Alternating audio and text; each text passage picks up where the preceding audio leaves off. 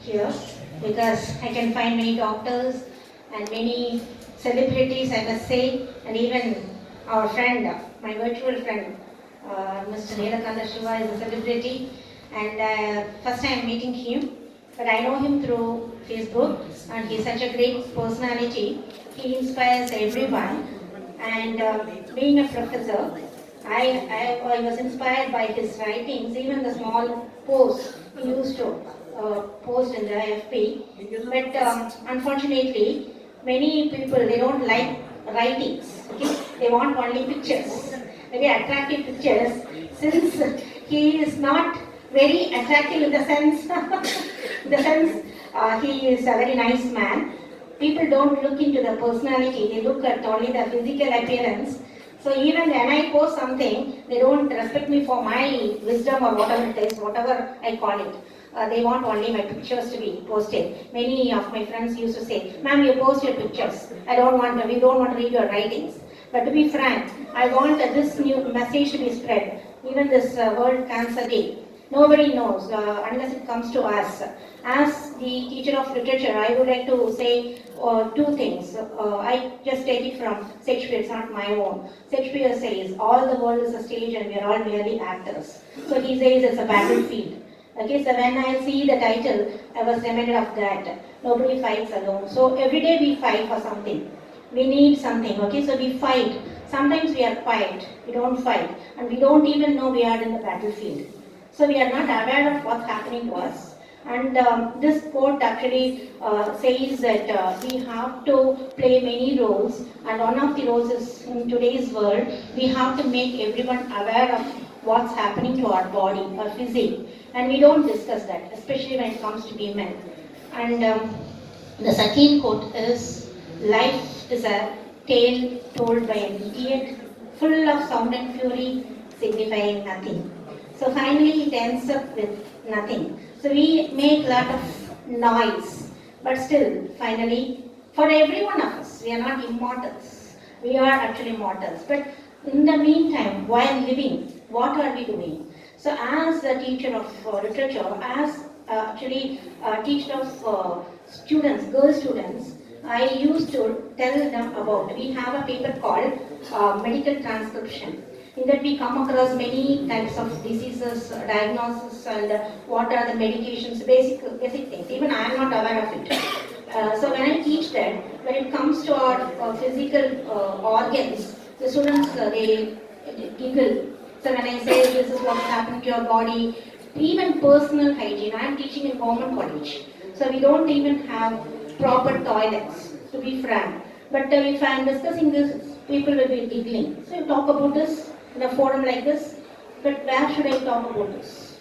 Okay, public toilets, and the students, they come from various rural places, they don't even know how to use napkins. So that's another problem. So when he's talking about his cancer openly, it is actually a kind of invitation to all of us. We have to at least discuss. For a long time I thought cancer is not in India. It's away somewhere in Europe, in America, and I was very much, I was surprised, astonished to see Angelina Jolie.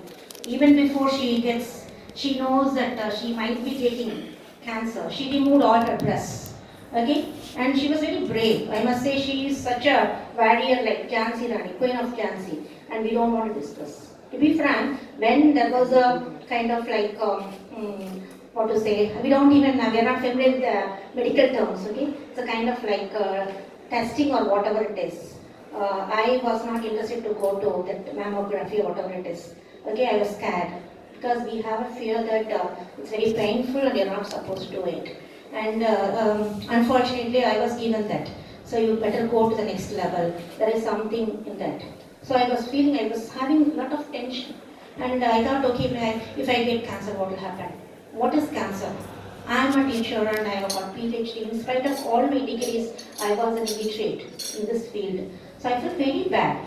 Then I was very much stressed, and I was shouting at everyone, imagining things that I might get breast cancer, and unfortunately something in vagina too. Okay, it was painful to go to the doctors and especially to male doctors, even at this age, okay, even delivery, we choose female doctors. So we want to be comfortable, right? So you may not understand the feelings. So think of the students. If I am doing like this, what will happen to my students? Okay, they don't want to discuss. So when I tell them, you have to use napkins, you have to be very clean during your menstruation. And what will happen? They giggle. Initially they giggled. Then I told, nothing to giggle. Okay, my aunt, uh, when I came to know about cancer, like when it is very close to me, that is because of my aunt. She was having cancer, breast cancer for a long period. She never revealed it because what she thought was it's not painful. Breast cancer, it was a small lump, and she never wanted to reveal. She never discussed even with the closest members of the family. And what she thought is it's going to be like very like costly to take treatment. And when it was in the advanced stage, she revealed, and it was very pathetic that she had to undergo a lot of treatment, painful treatment. The thing is, the treatment is very painful, and your appearance changes, a lot of things, but we have to accept it. In Western countries, they accept it very casually. So if you are like clean shaven, okay, it's good. But here, like you have to hide that also, the physical appearance. So a lot of things go into it.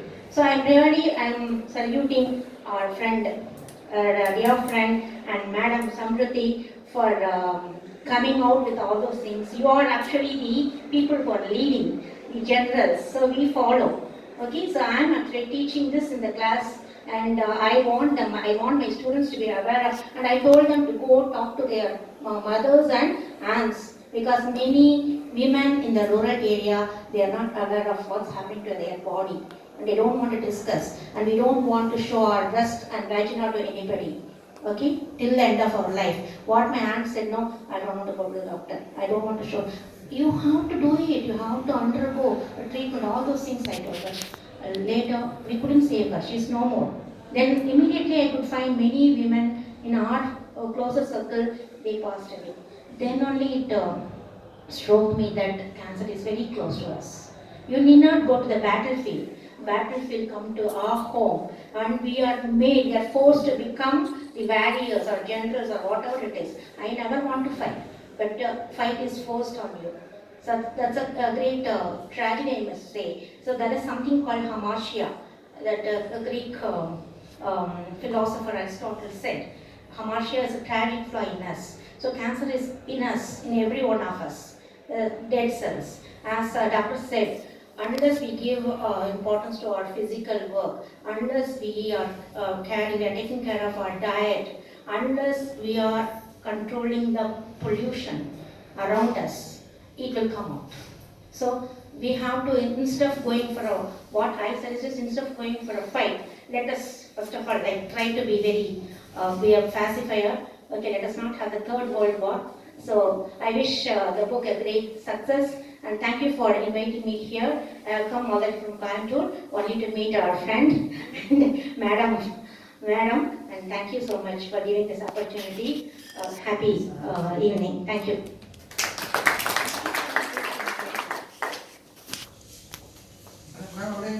Book.